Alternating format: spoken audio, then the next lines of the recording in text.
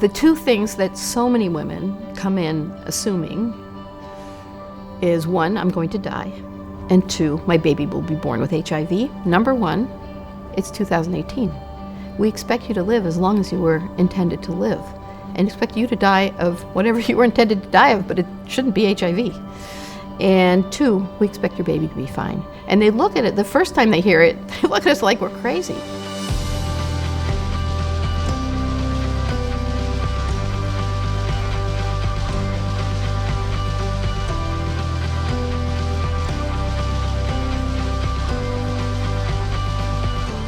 We have patients still today who, well, you know, my sister said I can come and live at the house, but I can't interact with my niece and my nephew because they might catch it from me. One person said, one day we had something in the kitchen and the person said, did Sister Watson cook anything in there? Not knowing that Sister Watson and Sister Hill standing there with the same person you're talking about. And it's in the church. So trust me, it happens there. I wish I could just shout it out to the world that they need to get educated. I mean, get educated, because there's some patients that come with people and they say, well, when should I start buying their paper plates? When should I start buying their covers? And I said, why? And he said, because they're HIV. I said, what? They're HIV. I said, oh, so you want to separate them? Would you like to separate them? Would you like your child to separate you and sit you over there? I said, don't. They need all your love and all your attention, and to live a normal life. Live a normal life. I'm living it. But you wouldn't know. I said, oh, I forgot to tell you, I'm a patient here too. Thomas Street opened its doors in 1989 as a freestanding HIV clinic. We think it was the first freestanding HIV clinic in the country. Thomas Street is one of the largest HIV clinics in the entire United States. No one else has the kind of cumulative experience with HIV care, especially the complex, really sick patients that Thomas Street has. We also provide very multidisciplinary care. So under one roof, you not only get care for your HIV infection, but also we're the primary care provider for the patients. We also have a diabetes specialist who can deal with those complications. We have a person who specializes in the cancers that are associated with HIV here at Thomas Street. We have psychiatry here.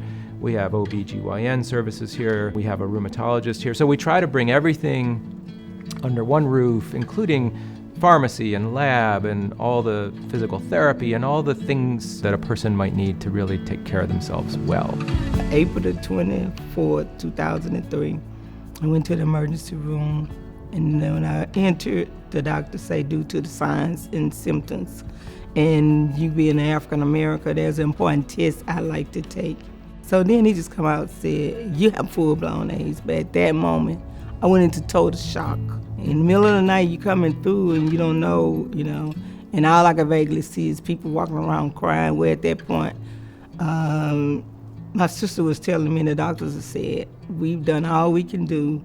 She may not make it through the night. Just call out the family and say their goodbyes. Well, I made it, and I'm here 15 years later. The treatments are amazing from when I first started in this and people were on 25 to 30 pills a day. The treatments were making them more sick than the virus.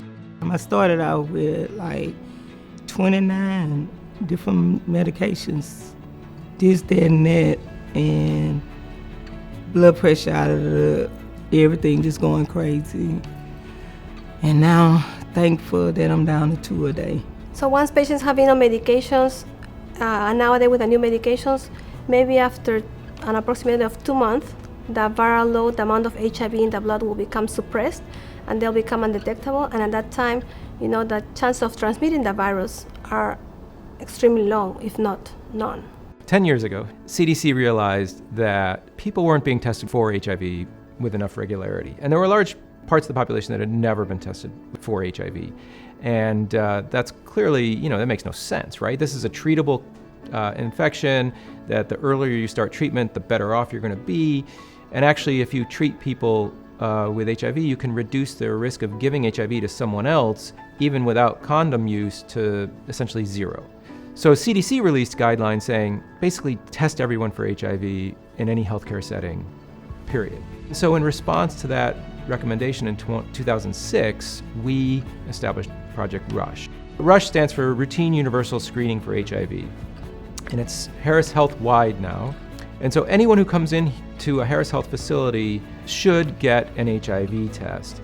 And the CDC is in love with Harris Health because the program has been very successful in 10 years, and we're well on to 1 million tests now, which is unheard of in the HIV prevention field.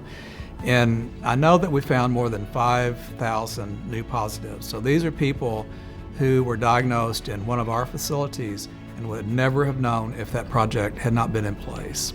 Thomas Street is available to anyone living with HIV and AIDS. Harris Health takes all payers, insurance, not insured if you're not insured. There are multiple programs after our patients go through an eligibility assessment to ensure that anyone that is in need of care gets it, because HIV and AIDS is not just Thomas Street. It's community-wide, it's population-wide, it's worldwide. So when we do the little bit that we can, it impacts a community, impacts a country, impacts a nation. I keep a smile on my face, and a lot of people ask me, how do you keep smiling, dealing with this? I refuse to walk around with a frown on my face, because I'm breathing, I'm still walking, and I'm still living. The main thing here that I like is I'm actually the smile. That makes my whole world, the smile, a lot, because if you're not in our shoes, then you don't know what's going on. Just what you read of books and that, no, you have to be in my shoes to understand that word, HIV. And it's not a death sentence. No, we got a life sentence to go on. Thank you.